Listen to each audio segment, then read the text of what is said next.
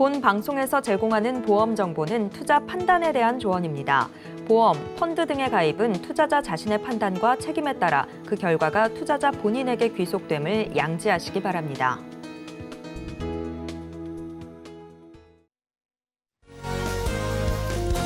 네, 시청자 여러분 안녕하세요. 알기 쉬운 보험으로 여러분들의 인생 설계 도와드리는 인생 설계 원픽 진행의 문다연입니다.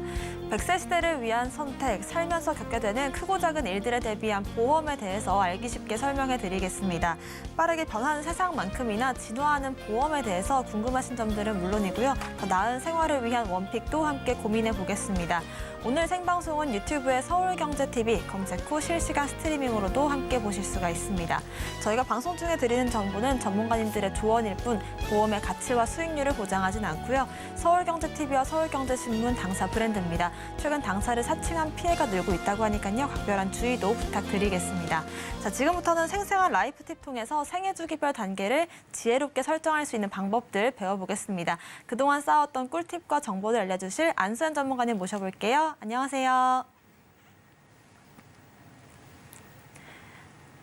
네, 오늘은 안수현 전문가님께서 통곡의 시기, 은퇴 후 마의 10년을 버티는 방법 알려주신다고 합니다. 자세한 내용 전해주시죠. 네, 시청자 여러분 안녕하십니까? 안수현입니다. 네, 50대 이상의 퇴직자들이 퇴직하기 전에 준비하지 못해서 가장 후회되는 것으로 개인연금 관리와 투자 공부하는 것을 손꼽았다고 합니다. 왜일까요? 아마 퇴직 이후에 국민연금 받기 전이죠. 바로 통곡의 시기라고 보통 부릅니다. 이 은퇴 이후에 마의 10년을 어떻게 버티는 게 관건인데요. 그래서 준비했습니다. 통곡의 시기, 은퇴 후 마의 10년 버티는 방법입니다. 남녀 직장인이 예상하는 퇴직 시기가 남자랑 여자랑 다릅니다. 남성분들 같은 경우는 53세고요. 여성분들 49.5세입니다. 그러면 어떤가요? 지금까지 50년 동안 모은 돈으로 나머지 40년, 평균 수명을 고려했을 때 50년간 모은 돈으로 나머지 40년을 살아야 된다는 결과가 나오겠네요. 기업 형태나 직급, 직무에 따라서 체감하는 퇴직 시기가 다 다릅니다. 한번 볼까요? 기업 형태별 체감하는 본인의 퇴직 시기 물어봤습니다. 공기업이 가장 기네요. 그 다음에 중소기업, 대기업 순이고요. 직급별로는요. 높은 직급일수록 본인이 가장 늦게 퇴직한다고 생각을 하고 있습니다. 그리고 직급이 낮을수록 그렇진 않네요. 과장급, 아무래도 중간에 끼다 보니까 힘들지 않나 생각이 됩니다. 그러면 직무별, 여러 가지 직업이 많이 있죠. 하지만 각각 본인이 느끼는 시기는 다릅니다. 하지만 보십시오. 여기에 공통적인 거는 50대 중반 이후에는 다들 퇴직을 고려한다는 게 생각입니다. 그럼 은퇴 후 국민연금 수령전 공백 어떻게 사실 거예요? 누군가 여러분께 묻는다면 어떻게 대답을 하시겠습니까? 보통 평균 퇴직 연령이 55세입니다. 그리고 현재 개인에 따라서 다르긴 하겠지만 60세에서 65세에 국민연금을 수령합니다. 공백이 있죠. 10년이나 15년 이 공백 기간을 만약 계속 일을 하셨다면 퇴직연금 있으시겠죠. 아니면 모아둔 돈이 있거나 아니면 내가 금수저거나 하면 걱정할 게 없겠죠. 하지만 80% 이상 아마 대부분이 이 공백 기간에 대한 걱정을 할 것입니다. 그럼 어떻게 해야 이 마의 10년, 15년을 버틸 수 있을까요? 대부분의 분들이 노후 준비가 부족해서 은퇴 이후에도 일을 할 거라고 생각하고 고민하고 실천하고 있습니다. 왜일까요? 왜 직장인 10명 중에 8명은 은퇴 이후에도 계속 일해야 되지 않을까 이런 생각을 할까요? 현실이죠. 우리가 100세 시대에 살면서 아니 50년, 60년 동안 모아놓은 돈을 나머지 기간 동안 써야 되는데 그거 아시죠? 의료비는요. 마지막 사망 전 1년에 80% 이상을 쓴다고 합니다. 보험 많이 들어놓으셨나요? 아닌가요? 돈이 많으신가요? 그렇다면 은퇴 이후에도 계속 일해야 됩니다. 재취업하기 필요한 이유, 노후 준비가 부족해서가 1위입니다. 두 번째, 수입원, 안정적인 수입원이 필요하다. 계속 일을 해야지 계속 쓸 수 있으니까. 그리고 나의 자아 실현, 나의 자아 발전을 위해서 나는 계속 일을 하겠다. 이런 의견들이 있는데 우리가 실제적인 은퇴 시기와 희망하는 은퇴 시기는 다릅니다. 60세, 64세까지 원하긴 하지만 나를 써줄지 내가 일을 할 수 있을지는 아무도 모르죠. 그러면 확실히 안전한 자산을 만드는 방법, 연금과 종신보험이 있습니다. 여러분께서는 어떤 것을 선택하시겠습니까? 정답은요? 나의 형편권이죠. 하지만 정답은 물론 연금입니다. 연금은 내가 살아있는 동안 따박따박 나한테 월급을 줄 거니까요. 하지만 연금이라는 건요, 내가 모을 돈이 굴러갈 시간이 길어야지만 큰 돈이 모을 수가 있죠. 그리고 내가 돈을 모으는데 비과세 요건을 혜택을 받으려면 돈에 제한이 있습니다. 그러면 바꿔서 한번 생각을 해보세요. 종신보험은 어떤가요? 연금에 비해서 돈에 제한이 없습니다. 그리고 연금은 길게 납입을 해야지만 돈이 굴러갈 시간, 돈이 뭉텅이같이 눈덩이같이 불어날 시간이 필요하다면 종신은요? 요즘 종신은 20년 납하나요? 아니죠. 지난달까지 많이 판매됐던 보험이 있죠.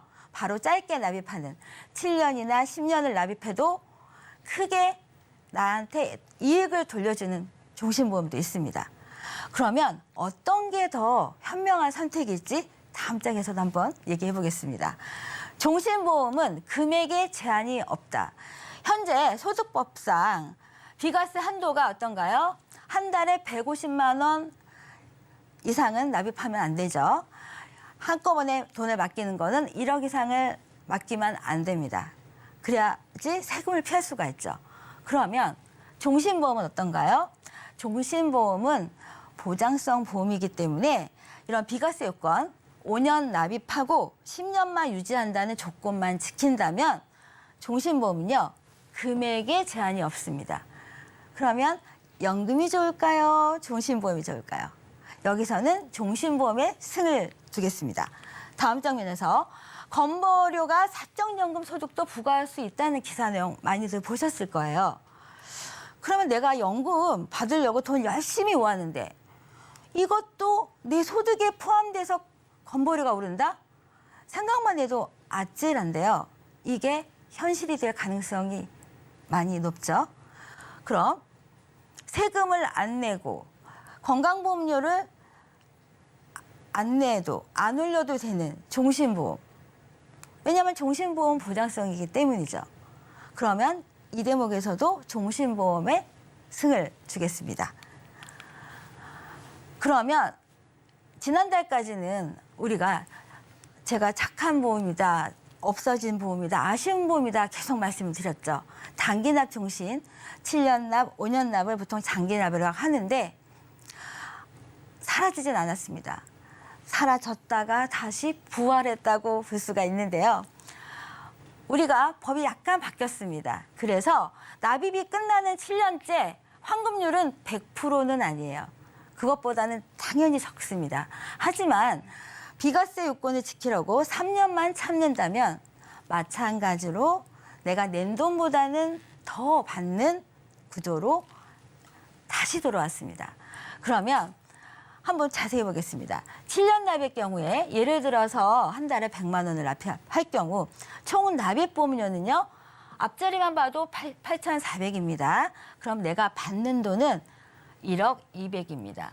얼추 봐도 한 1,600만 원의 이자라고 볼 수가 있겠네요. 환급률은 121.43%. 그러면 종신보험 뭔가요? 사망도 보장이 되죠. 하지만 어쨌든 내가 낸 것보다는 더 받아요. 그러면 연금보다 물론 해지환급금은 낮을 수 있죠. 하지만 연금보다 기능 하나가 더 있죠. 사망이 보장이 된다는 거. 그리고 내가 사망보장을 원치 않으면 그때 가서 연금으로 전환할 수 있는 기능이 있죠. 그럼 10년 납을 한번 보겠습니다. 100만 원을 가정했을 때 1억 2천만 원을 총 납입합니다. 그러면 10년째 환급을 보시면 1억 4천입니다. 그러면 2천만 원이 이자로 붙었네요. 그러면 117.85%의 환급률입니다. 아, 지난달까지 만약 준비를 못했다면 지금이라도 내가 준비한다면 왜 이렇게 말씀을 드릴까요? 40대 가장, 50대 가장분이 자녀분들을 위해서 사망보장도 필요하고 나의 노후도 준비해야 돼요. 연금이 필요한 건 당연하죠. 우리 100세 시대 살면서. 하지만 이 두 가지 목적을 위해서 다 준비할 수 있는 분이 얼마나 되시겠어요? 하지만 종신은요, 사망도 보장할 수가 있고요. 나의 목적에 따라서 연금도 전환할 수가 있는 게 바로 종신보험의 장점이라고 할 수 있겠습니다. 지금 준비하면요, 다시 한번 말씀드리겠습니다. 이런 이익을 볼 수가 있고요. 보시면은 이 보험의 장점은요, 10년 동안 확정입니다. 우리가 연금, 제가 서두에 말씀드렸죠. 퇴직하면 후회되는 것 중에 하나, 두 번째, 개인 연금 관리와 두 번째는 투자 공부를 못한 것이라고요. 연금을 내가 공부를 안 했다면 어떤 펀드에 넣어야지만 투자 수익이 높을지 아시나요? 전 잘 모릅니다. 이런 분이 아마 대부분일 거예요. 하지만 이런 종신보험 같은 경우는 확정적인, 처음에 약속한 것을 끝까지 확정적으로 보장을 해주는 게 오늘의 플랜 내용입니다. 확정적으로 10년 내 3%를 확정적으로 보여주고요. 10년 이후에는 1.75로 줄어듭니다. 그러면 7년이 유리할까요? 10년이 유리할까요? 7년에 없는 10년 납에 있는 기능은요. 가장 좋은 베스트는 뭘까요? 내가 만약 여유가 있어서 한 달에 1,000만 원을 납입합니다. 그러면 10년 있다 얼마가 될까요? 큰 돈이 되겠죠. 그러면 이 돈을 매달 생활비로 지급받는 거예요. 그러면 이 생활비로 지급받는 거는 연금과 달리 건강보험료가 오르지 않습니다. 그게 아마 가장 좋은 방법이죠. 생활자금 선지급 기능. 그래서 7년 납보다는 10년 납, 이런 생활자금 선지급 있는 보험을 고르시는 게 더 좋은 선택이라고 볼 수가 있습니다. 그리고 이런 부수적인 기능은 시청자 여러분께서 골라서 원하는 대로 선택할 수가 있는 겁니다. 그럼 짧은 종신보험의 장점 3가지죠. 짧은 납입 기간에 내가 원하는 사망보장과 연금, 목적자금 다 모을 수가 있고요. 확정된 금액을 내가 원하는 기간만큼 확정적으로 수익을 볼 수가 있습니다. 3번째, 전액 비과세죠. 5년 납입하고 5년 이상을 납입하고 10년 유지만 한다는 이 조건만 맞는다면 금액이 10억이 됐던 100억이 됐던 전액 비과세입니다. 그러면 여기서 이 플랜은 뭘까요?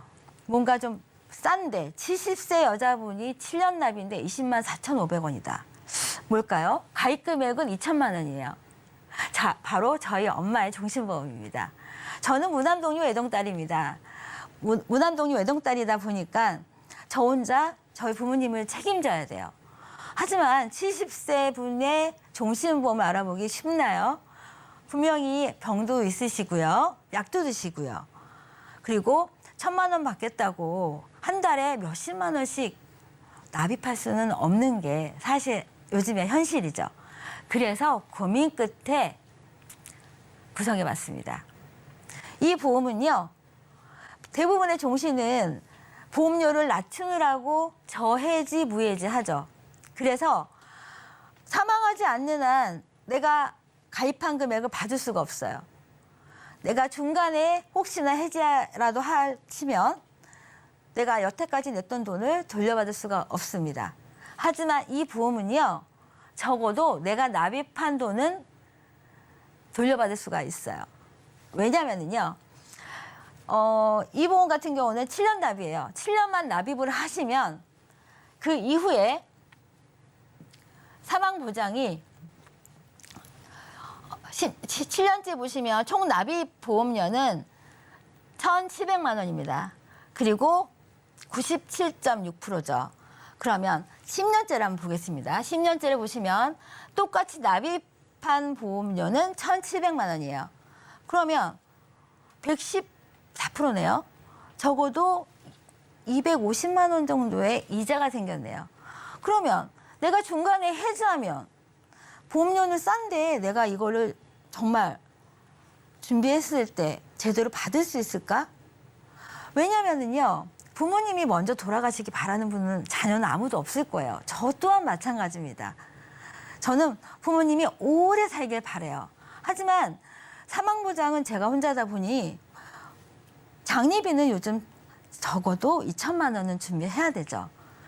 그럼 2천만 원을 가장 싸게 저렴하게 준비하는 방법이 바로 이 보험입니다. 자녀분들 한 달에 보험료 20만 원 돈인데요. 내가 납입이 끝나도요, 냈던 돈을 다 돌려받을 수가 있어요.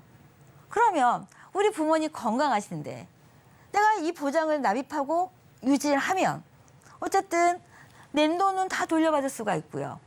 그러면 공짜로 보장받는 게 아닐까요? 다른 보험들은요, 보험료를 낮추느라고 납입하는 중간에 해지환급금이 보통 없는 경우가 많습니다. 있다 하더라도 절반밖에 안 되죠. 하지만 이 보험은요, 일단 납입만 끝나면 납입이 10년이나 20년 아닙니다.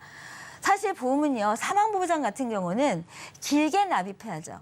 그래야 월납보험료가 줄어듭니다.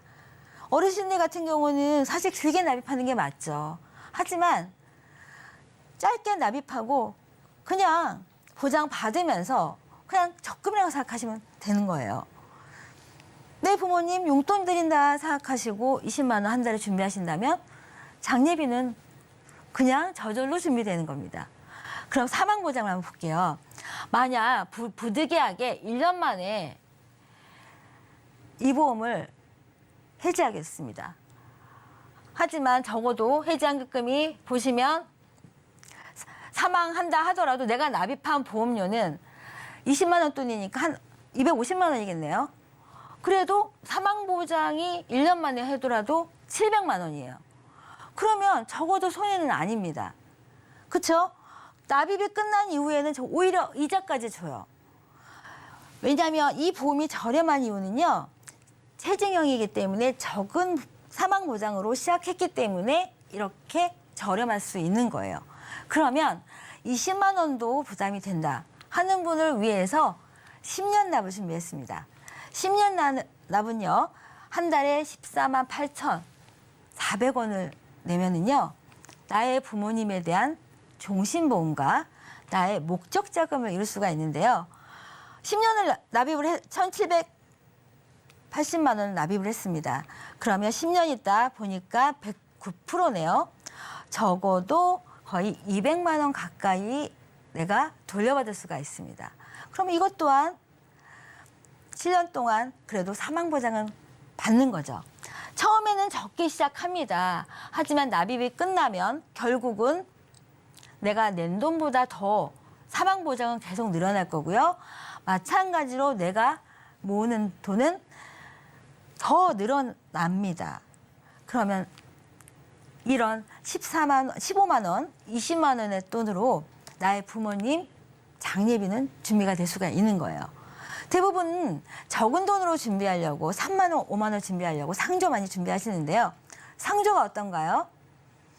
내가 상조 일이 발생을 하면 내가 나머지 기간은 또 납입을 해야 되는 게 바로 상조입니다. 하지만 종신보험은요, 하루를 가입하더라도 보장되는 게 바로 종신보험이죠. 장례를 지낸 이후에도 더 이상 납입할 필요가 없습니다. 여러분께 정말 말씀드리고 싶은 게 있는데요. 아직 늦지 않았습니다. 나의 노후는요, 아직 내가 준비가 안 됐다면 우리가 이런 말이 있죠.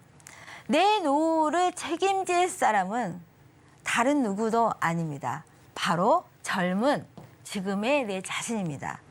지금 내가 준비 안 한다면 나의 노후는 없습니다.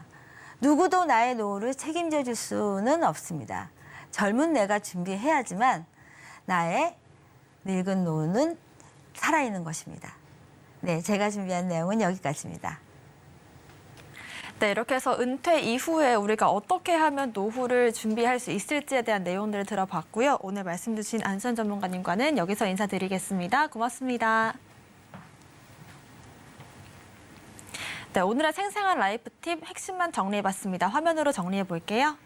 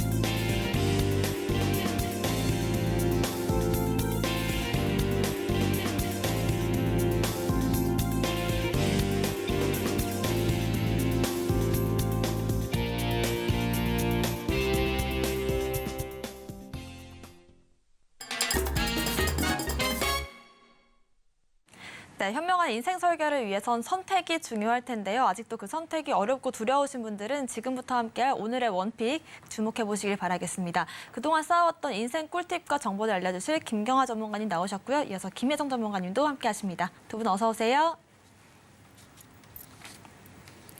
네, 오늘의 주제 화면으로 만나보겠습니다. 오늘의 주제는 오래된 보험 활용 노하우입니다. 저희 인생설계 원픽에서 늘 강조하는 게 기존 보험의 리모델링인데요. 그럼에도 불구하고 기존 보험을 유지하는 분들도 많으신 것 같습니다. 이런 오래된 보험도 되살려서 활용하고 꼭 필요한 부분만 저렴하게 준비하는 방법이 있다고 합니다. 김경아 전문가님과 얘기해 보겠습니다. 네, 앞서 주제에서 봤듯이 저희가 항상 기존 보험을 다시 들여다보자라는 말씀을 강조해드리고 있는데 그런 의미에서 오늘 주제를 준비해 주신 것 같아요. 네, 맞습니다. 저한테 많이 물어보시는 게요. 오래됐다고 뭐 이거 없앨 거 없냐 이렇게 물어보시는 분들이 진짜 많거든요. 근데 저는 이제 제 1원칙은 보장이 계속 개발되죠. 그리고 막 새로운 게 자꾸 만들어집니다.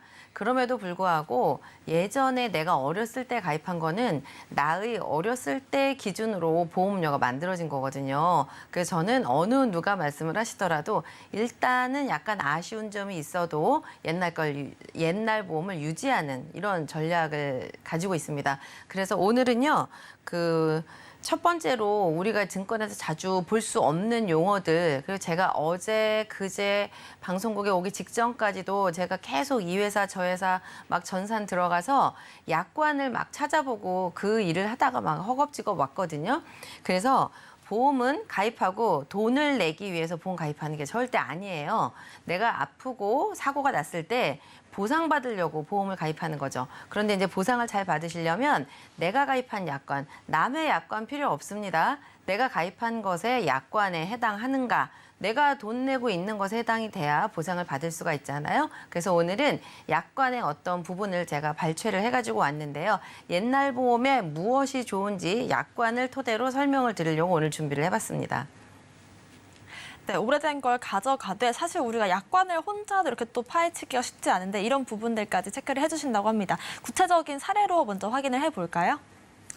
네, 제가 고등학교 때 배운 한자 잘 모르긴 하는데 온고이지신 옛날 것에서 이제 새로운 것을 많이 배워야 되는데요. 보험 중에도 오늘 첫 번째 보이는 페이지에 보면은 너무 잘 아는 거는요. 암, 뇌출혈, 급성심근경색 이렇게 쓰여 있는 말은 너무 잘 알아요. 그리고 뭐 약관은 안 받지만 뇌출혈보다는 뇌혈관 질환이 좋다. 그냥 이렇게 막연하게 알고 계시잖아요. 그런데 이제 오늘 소개해드릴 증권 중에는 첫 번째 소득 상실 보상금이라는 내용이 나와 있는 거예요. 그래서 저도 증권만 딱 봤을 때는 지금 보시는 것처럼 첫 번째 페이지에 나와 있는데요. 소득 상실 보상금. 내가 회사에 잘렸을 때 돈을 준다는 것인가? 아니면 내가 암 걸렸을 때 돈을 준다는 것인가? 대체 나의 소득 상실이 언제 되었을 때 돈을 받을 수 있는 건가? 이게 좀 궁금해서 이거를 일단 찾아보려고 해서 제가 이 부분 약관을 보여드릴 건데요. 약관이 나올 때 이 소득 상실 보상금의 옆에 금액을 보시면 1억 2천만 원이라고 돼 있는데요.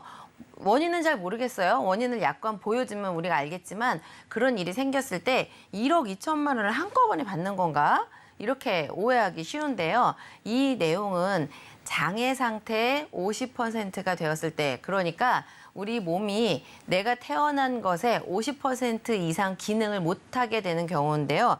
얘는 아파서 소득 상실 경우가 생기면 안 되는 거고요. 사고만 있어야 되는 거예요. 제가 약관을 찾아보니까 예를 들어 위암 말기 환자들은 위 전절제 수술을 하면 내 기능의 대부분을 잃었다 그래서 50% 이상의 후유장애 진단을 받게 되는데 이러면 이 소득 상실에서는 받을 수가 없는 거예요. 이 약관에서 규정하고 있는 것은 내가 몸이 아픈 것이 아니고 상해나 교통사고 등 외부의 원인으로 다쳐서 장애인이 되었을 때 예를 들면 이런 거죠. 교통사고로 뭐 다리가 다쳤다. 떨어져서 허리가 다쳤다, 뭐 넘어졌다 이런 것처럼 내 몸이 아픈 거 말고 외상, 바깥의 원인으로 내가 다쳤을 때 50% 이상의 후유장애가 남는다면 그러면 그때부터 생활비를 한 달에 100만 원씩 120회를 생존에 있으신 거를 계속 체크를 하면서 매년 1년에 한 번씩 살아 계신다면 매월 100만 원씩을 10년을 주는 거니까 그래서 총 보장 금액이 1억 2천만 원 이렇게 나오는 거거든요. 그리고 밑에 나와 있는 뇌출혈이나 급성심근경색 5대 장기 이식 수술은 이거까지 또 말씀을 드리면 맨날 똑같은 얘기한다 이렇게 생각하실까 봐 옛날 담보긴 하지만 어쨌든 제가 이걸 저렴할 때 가입한 거 유지하도록 말씀드릴 거기 때문에 이 상세 보장 내용은 그냥 뭐 스킵하고 넘어가도록 하고요. 제가 말씀드리고 싶은 것은 두 번째 페이지에 또 나와요. 두 번째 페이지 가운데 있는 조혈모 세포 이식 수술. 말이 참 어려운데요. 이거 한자 공부하면 약간 쉬울 것 같더라고요. 조가 뭐냐면 어머니, 할머니 할 때 조, 혈, 그러니까 만들다 조. 피를 만드는 세포가 우리 이제 인공관절 뭐 이런 거 수술하는 그 관절 사이사이 이 연골 이런 데서 만드는데요.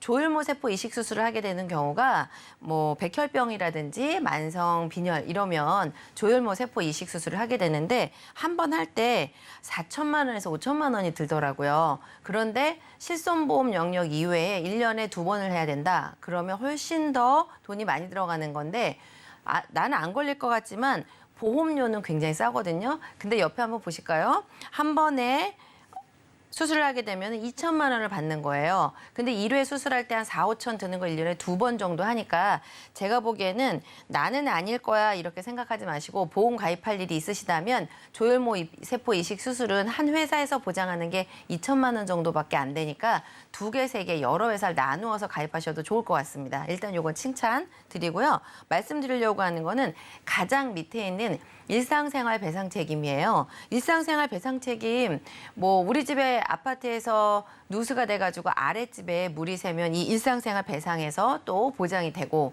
그리고 저도 저희 집에서 이 온수 배관이 터져가지고 한번 사고가 났는데 굉장히 당황스럽더라고요. 그랬을 때 저희 세대 우리 집에서 가지고 있는 일상생활 배상에서 이제 청구를 했는데요. 100만 원이 나오면 20만 원은 내가 내야 하거든요. 근데 이제 이분의 약관을 들여다보니까 이제 이 다음에 제가 준비한 자료가 아까 말씀드린 소득상실 부분과 일상생활에 해당하는 약관을 준비해 왔는데, 저는 좀 뒤늦게 가입을 해서요. 일상생활 했을 때 맨 밑에 보면은 본인 부담금 이런 게 있어요. 집에서 사고가 났거나 아니면 우리 아이가 남의 집에 1,000만 원짜리 텔레비전을 넘어뜨렸다거나 아니면은 지나가던 행인의 고가의 노트북을 부셨다. 이럴 경우 제가 가지고 있는 일상생활 배상 책임은 20만 원이 본인 부담금인데, 보내주신 분의 약관을 보니까 2만 원인 거예요. 이것처럼 예전의 보험은 아직까지 사고가 많이 안 났기 때문에 보장이 굉장히 넓은 경우가 많습니다. 아주 옛날에 가입하신 분들은 갑상선이나 초기 전립선암 이런 것들도 그냥 일반암에 다 포함된 것처럼 어떤 보험이 개발이 되면 아직 사고가 많이 안 났기 때문에 지금처럼 본 일상생활 배상인데요. 본인 부담금이 2만 원밖에 안 되는 거예요. 그래서 너무 잘 가입하셨다 이렇게 생각이 들어서 앞으로 이 일상생활 배상보험은 진짜 보장 끝날 때까지 계속해서 가지고 가시라고 제가 말씀을 드렸고요. 그 밑에 줄 말고 윗부분으로 오시면 소득상실 보상금이라고 돼 있는데, 이제 이렇게 제가 밑줄 그어놓은 부분이 뭐냐면 10년간 보험금을 드릴 건데, 아까 말씀드린 것처럼 사고로 50% 이상 장애, 옛날 약관에는 장애 1, 2, 3, 4급 이렇게 되어 있는데요. 상급에 해당이 되거나 내 몸에 50% 이상 고장이 난다. 상해로 그랬을 때 100만 원씩 120회니까 10년 1억 2천만 원 이렇게 소득 상실이 되었을 때 내가 돈을 받는 거예요. 그래서 다른 부분들은 이미 저희가 이 시간에 많이 소개를 드렸기 때문에 오늘은 소득 상실이 뭔지, 그다음에 일상생활 배상이 옛날에 가입하신 분들은 본인 부담금이 2만 원밖에 안 되는구나, 요거 알려드리려고 했고요. 그리고 보험료를 이미 6만 1,000원짜리인데요. 보험료를 14년간 납입을 했고, 보통의 보험이 20년 동안 돈을 내고 100세까지 보장받는 거잖아요. 저도 한 해 지나갈 때마다 어떤 생각이 드냐면, 저축은 계속 돈을 모아서 내가 나중에 받는 거지만 보장성 보험은 언젠가는 돈 다 끝내고 내가 경제활동을 하지 못할 때 70살이나 80살이 되면 돈을 안 내고 이제는 보장만 받아야지, 저 이런 생각하고 있거든요. 이분께서도 14년 동안 돈을 냈고요. 이미 많이 냈잖아요. 6년만 더 내면 이 보험에는 더 이상 돈을 한 푼도 안 내도 됩니다. 그렇기 때문에 이제 와서 이걸 뭘 건드리는 거는 좀 안 좋고요. 이 보장 그대로 보장 받으시고, 그다음에 나머지 부분 6년만 더 납입을 하시면 돈 벌지 못하는 한 3, 40년은 보장만 받으시도록, 이거 너무 잘 가입하셨다, 유지하시는 게 좋을 것 같고요. 그 다음에 2개의 보험이 더 있으신 거예요. 어떤 내용인지 살펴봤더니 다음번에는 질병 후유 장애와 뇌졸중, 급성심근경색 이렇게 있는데 의견이 다 다른 것 같습니다. 우리 인생에도 딱 한 가지의 방법이 정답이 있는 게 아닌 것처럼 보험은 사람의 인생과 같이 가는 상품이기 때문에 이 보험은 절대적으로 나빠, 이 보험은 절대적으로 좋아, 이렇게 말하기 좀 어려운 것 같아요. 마찬가지로 이 보험에도 뇌졸중하고 급성심근경색이라는 게 있기는 하지만 보험료를 한번 보실까요? 27,962원밖에 나가지 않습니다. 그리고 25년 납이라고 되어 있어서 왜 이렇게 길게 했지? 이런 생각이 들었지만 역시 이 보험도 한 10년 가까이 보험료를 납입을 한 거예요. 그러면 10년 동안 낸 거를 이제 와서 해약하고 새로 가입해서 보장 범위는 넓어졌다고 하지만, 그러면 지나간 10년은 없어지고 지금부터 다시 20년 동안 보험료를 내야 하는 거잖아요. 그래서 이 두 번째 보험도 암도 들어있고요. 질병 후유장애도 있고 뇌졸중, 급성심근경색 다 골고루 들어가 있어서 이것도 역시 사람 일이는 어떻게 될지 모르기 때문에 계속 유지하셔서 90세까지 보장받도록, 얘도 100점은 아니지만 그래도 우 이상은 된다. 그래서 유지하시는 게 좋을 것 같습니다. 나머지 지금 가지고 있는 거 3번째 보험 말씀드릴 텐데요. 제가 이제 이 업에 있으면서 굉장히 다양한 분들의 증권, 약관 이렇게 살펴보면서 이 보험 개발하신 분 정말 소비자한테는 좋은데 그 보험을 개발한 회사 입장에서 어떨까 이런 생각이 든 적이 가끔 있었거든요. 이 보험도 역시 여성시대 건강보험이라고 해서 여자들이 뭘 건강하면 500만 원 주는 거야 이런데 여자들이 잘 걸리는 질병에 대해서 보장을 모아놓은 거예요. 그래서 이 약관에 들어가 보면 이거는 약관 제가 안 가져왔으니까 너무 놀라지 마시고요. 질병 항목들이 쭉 써 있습니다. 그리고 되게 오래전에 개발을 한 거기 때문에 굉장히 폭넓은 분야에 보장이 되도록 되어 있고요. 밑으로 내려오시면은 암이라든지 여성시대 건강보험, 입원특약 이런 것들이 구성이 되어 있는데 이미 여자들한테 집중적으로 발생할 수 있는 생활질병, 성인병, 노화 과정에서 일어나는 것들 모아서 보장을 착 구성을 했는데요. 보험료 한번 볼게요. 35,300원인데요. 이거는 더 놀라운 사실. 이미 2000년대 초반에 가입을 해서 보험료가 다 완납이 된 거예요. 그러니까 얘는 더 이상 돈 낼 것도 없고 그냥 잊어버리고 있다 보니까 어느 순간 돈을 다 낸 거죠. 그리고 보장이 80세까지 되어 있어요. 아, 조금 아쉽다. 그렇죠. 그러기는 한데 이제 와서 얘를 건드리는 건 진짜 잘못하는 일이에요. 얘는 돈도 다 냈고 지금 가입할 수 없는 아주 좋은 보장이 들어있기 때문에 80세까지 그래도 훌륭하게 보장을 받으시는 게 좋을 것 같습니다. 그러면 다 세 가지를 다 보장을 유지를 하시는 걸 제가 말씀을 드렸는데 아쉬운 점은 뭐냐면 뇌졸중, 급성심근경색, 뇌출혈처럼 뇌에 관련된 사람은 결국은 혈관과 함께 늙어가는 거거든요. 혈관이 늙어지는데 이게 중증 질환이 됐을 때만 보장을 되니까 이것만 약간 아쉬운 것 같아서 큰 돈 들이지 않고 부족한 것만 조금 채우는 전략으로 리모델링 후에 어떻게 했는지 보여드리겠습니다. 결과는요. 암보험도 굉장히 좀 작기 때문에 암보험을 한 2천만 원 정도 추가하면서 뇌출혈 급성심근경색 요거를 보험료를 19,800원짜리로 20년 납입하시고 80세 이렇게 복층 설계를 오늘 해드릴 건데요. 요것도 하나를 설계를 하고 두 번째는요.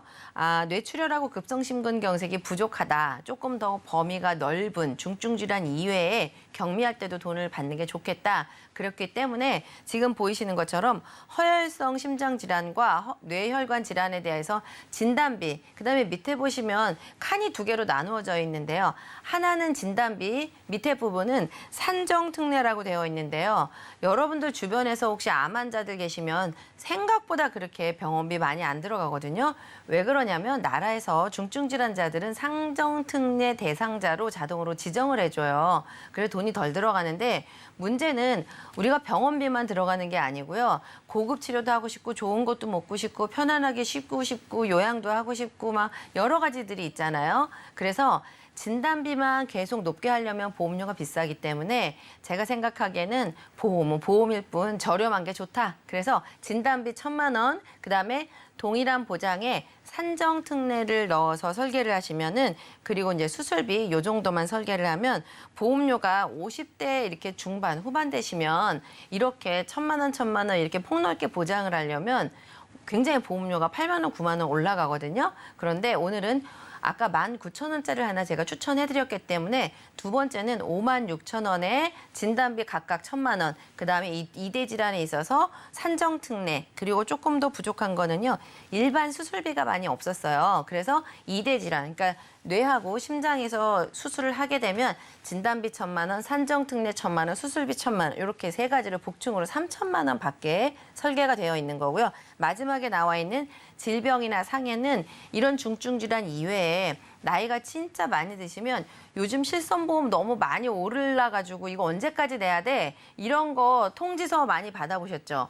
제가 생각하기에 대한민국에 계시는 분들은 65세, 70세 되시면 실비 다 버리셔야 될 때가 올지도 몰라요. 진짜 환자분들은 가지고 계셔야 되지만 실손보험료 20만 원, 30만 원 내시겠습니다?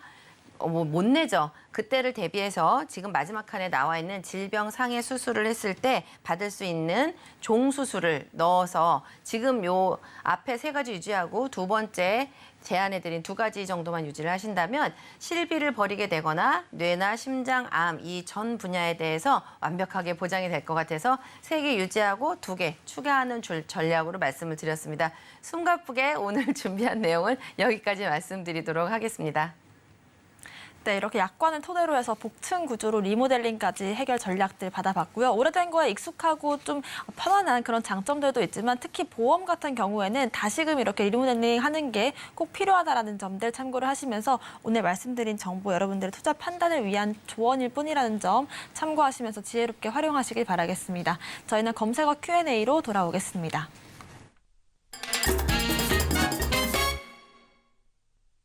네, 지금부터는 보험에 대한 뜨거운 궁금증들을 스피디하게 풀어보는 검색어 Q&A 시간으로 진행을 해보겠습니다. 첫 번째 질문부터 바로 드려보겠습니다. 자, 35세 직장인 여성분이신데요. 실손보험만 있는데 어떤 보험을 또 추가적으로 준비를 하면 좋을지 여쭤보셨습니다. 김혜정 전문가님께서 알려주실까요? 네, 요즘 실손보험은 뭐 필수 사항으로 다 가지고 계시는데요. 젊은 층일수록 이게 병원 갈 일이 없다 보니까 다른 보장은 준비를 안 하는 경우가 많더라고요. 더군다나 뭐 가족분이나 주변의 지인들이 아프거나 크게 다쳤거나 이런 병원의 치료를 길게 하시는 분이 없다고 하면은 더더군다나 더 보험을 준비를 못하는 경우가 있는데요. 이분 같은 경우는 그래도 다행히 지금이라도 실비 말고 다른 보장을 좀 준비하고 싶다 이런 생각을 하고 계신 것 같아요.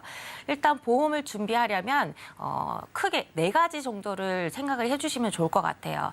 첫 번째는 보장의 범위인데요.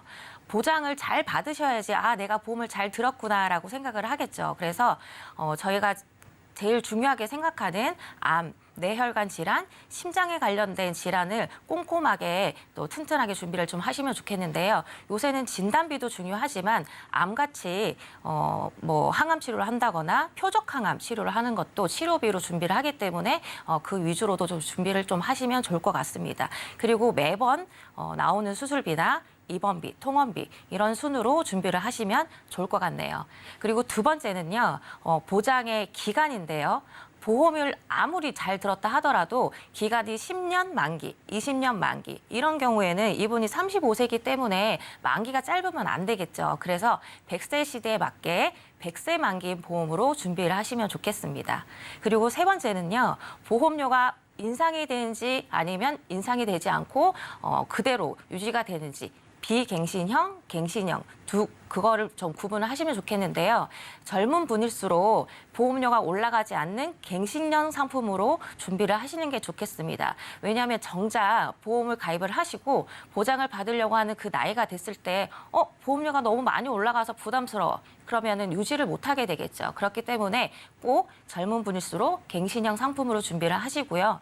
이게 처음에는 가입할 때 보험료가 싸기 때문에 갱신형 상품이 좋을 수도 있습니다. 하지만 납입 기간이 10년, 20년이 아니라 보장을 받을 수 있는 그 기간까지 계속 내야 되기 때문에 결과적으로는 보험료가 싼 게 아니거든요. 그래서 꼭 이분 같은 경우는 갱신형이 아니라 비갱신형 상품으로 준비를 하시면 좋겠습니다. 그리고 네 번째는요. 적절한 보험료. 제가 능력이 돼야겠죠. 아무리 좋은 보험이라도 보험료가 너무 부담이 된다. 그럼 유지를 하지 못하고 깰 확률이 더 높은 것 같습니다. 그렇기 때문에 나의 수입이나 지출을 계산을 꼭 해보시고 적절한 보험료로 보험을 준비하시면 좋겠습니다. 그리고 지금 필요하다고 생각하셨을 때 어린 나이에 보험을 준비를 하셔야지 보험료도 저렴하고 보장 크기도 크게 가져갈 수 있기 때문에 지금 생각하셨을 때 꼭 준비를 하셨으면 좋겠습니다. 네, 추가적으로 필요할 보험들 4가지 체크 포인트와 함께 짚어주셨습니다. 두 번째 질문도 이어가 볼게요. 어학연수로 뉴질랜드에 1년간 가 있는 자녀분께서 다른 나라로 여행을 가려고 하신답니다. 여행자 보험을 따로 가입해야 되는지 질문 주셨는데 김경아 전문가님께서 알려주실까요? 네, 종종 한국에 남아서 지원을 하고 계시는 엄마가 전화가 와요. 딸애를 보냈는데 거기서 갑자기 다른 나라로 여행을 간다는데 보험 들어줘 이러시는데 이거 잘 어려움이 많이 있거든요. 왜냐하면 보험은 여기에 있는 분이 가입을 하셔야 되는 이런 좀 성질이 있어요. 예를 들면 뭐 재외동포인데 우리나라에 들어와서 한국에서 거주를 한다. 이러면 보험 가입 가능한데 우리나라 사람인데 외국 가 있다. 이러면 또 안 되는 이런 게 있거든요. 마찬가지로 뉴질랜드에 가 있는 동안은 뉴질랜드에 이분이 나가 있기 때문에 본인이 자필 서명을 할 수가 없잖아요. 그래서 이렇게 설계사를 통하는 거는 할 수가 없고요. 온라인 전용 보험이 있습니다. 그래서 그 자녀분께서 본인 인증을 하고 온라인으로 가입을 할 때 뉴질랜드라고 명시를 하셨기 때문에 아마도 어학연수를 갈 때는 해외 체류 보험을 뉴질랜드 도시를 지명을 몇 개를 하고서는 가입을 하셨을 텐데 뉴질랜드를 떠나서 예를 들어 뭐 미국이나 캐나다 다른 나라로 간다. 그러면 이 해외 체류 보험에서 보장이 안 돼요. 그러니까 이 설계사들한테는 가입이 어려우니까 온라인 전용 보험으로 본인 인증해서 반드시 그 기간만큼 다른 여행자 보험을 따로 가입하시는 거를 추천드립니다. 네, 좋습니다. 이렇게 해서 고민 해결해 봤고요. 세 번째 질문도 바로 드려볼게요. 요즘 또 반려 시대인데 반려견께서 산책 중에 반대편 강아지를 물으셨나 봐요. 좀 크게 다친 것 같은데 보험에서 보상받을 수 있는 게 있는지 좀 여쭤보셨습니다. 김혜정 전문가님. 그 사고로 많이 놀라셨을 텐데요. 요새 반려묘 같이 함께 지내는 가족들이 많이 늘어나는 것 같습니다. 저도 길냥이 2마리 키우고 있는 집사로서 이런 경우가 생기면 되게 당황스러웠을 것 같다는 생각이 듭니다. 일단 제일 중요한 건 그 상대 반려견의 치료겠죠. 그래서 일단 치료를 잘 할 수 있도록 독려를 좀 해주시고요. 요새 펫보험 많이 가입들 하시더라고요. 펫보험 안에는 배상 책임이라는 특약이 있기 때문에 혹시라도 펫보험을 가입하셨다면 그 특약이 있는지 좀 체크를 해보시고요. 나 펫보험 안 들었는데 어떡하지? 이런 분들일 때는 내가 가입한 보험 중에서 일상생활 배상 책임 특약이라든지 아니면 가족분들이 가입한 가족 배상 책임 특약이 있는지 꼭 확인을 해보십시오. 그 안에 혹시라도 내 반려견이 상대방을 해치게 했다거나 아니면 상대 반려견을 해치게 했을 경우에 치료비 또는 위자료를 청구할 수 있는 그런 특약이 있는데요. 그 치료비 또는 혹시라도 동물병원이 멀다. 그래서 교통비가 많이 들었다. 그러면 그 교통비까지 청구를 해서 배상을 해드릴 수가 있기 때문에 일단 보험 가입한 것 중에 특약이 배상 책임 특약이나 그리고 그 가족 일상 배상 책임이 있는지 꼭 확인을 해보시면 좋겠습니다. 걱정하지 마시고 한번 증권을 찾아보시면 좋을 것 같아요. 네, 이렇게 해서 여러분들의 검색어 Q&A 시간까지 진행을 해봤고요. 한 가지 질문만 더 확인해 보겠습니다. 자, 56세 미혼 남성분이신데 사망보험금이 필요 없는데 10년 전에 가입한 보험에 사망보험금 그리고 또 후유장애까지 들어있다라고 하시는데 필요 없는 부분들은 좀 삭제할 수 없을까요? 질문 자체가 굉장히 똑똑하신 분 같아요. 내가 원하는 거는 가지고 있고 싫은 것만 빼고 싶다. 어떻게 하셨죠? 정답이에요.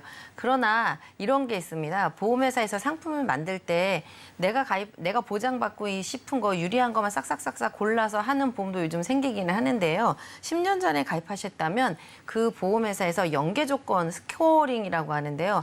암을 가입을 하려면은 뭐 요걸 반드시 연계를 해야 된다. 뭐 뇌혈관을 가입하려면 이 사망이나 후유장애를 반드시 기본으로 가입을 해야 된다. 혹은 생명보험회사에서는 종신보험, 사망보험금을 기본으로 하고 특약을 해야 된다. 이렇게 각 회사마다 조건들이 있는데요. 이거는 이제 전산으로 확인을 해서 뺄 수 있으면 좋을 것 같은데 이제 느낌상으로는 아마 연계 조건으로 기본 스코어링이 있는 담보가 눈에 거슬려서 그러신 것 같은데 대부분은 가능하지만 혹시라도 기본 담보로 묶여 있는 것들은 그 회사에서 전산상으로 되지 않기 때문에 안 될 경우가 있어요. 그래서 이거는 이 감액하는 것을 전산으로 이렇게 프로세스를 해 보시면 되는지 안 되는지 아실 수 있을 것 같습니다. 네, 정확한 내용을 직접 확인해 보시는 것도 도움이 될 것 같습니다. 오늘의 핵심은 화면으로 정리해 보겠습니다. 인생설계 원픽 오늘의 핵심 정리입니다. 은퇴 이후 연금 수령 전에 공백기가 발생하기 마련입니다. 퇴직 이후 공백은 비과세 종신보험으로 준비하시는 것도 좋을 것 같습니다. 또 리모델링으로 옛날 보험들에 대한 혜택도 추가해 보시길 바라겠습니다. 네, 저희가 방송에서 드리는 정보는 전문가님들의 조언일 뿐 보험의 가치와 수익률을 보장하진 않습니다. 서울경제TV와 서울경제신문 당사 브랜드인데요. 최근 당사를 사칭한 피해가 늘고 있다고 합니다. 각별한 주의도 부탁드리고요.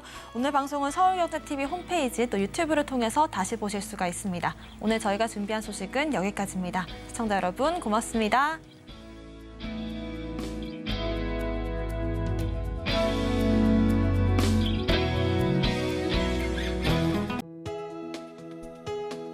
본 방송에서 제공하는 보험 정보는 투자 판단에 대한 조언입니다. 보험, 펀드 등의 가입은 투자자 자신의 판단과 책임에 따라 그 결과가 투자자 본인에게 귀속됨을 양지하시기 바랍니다.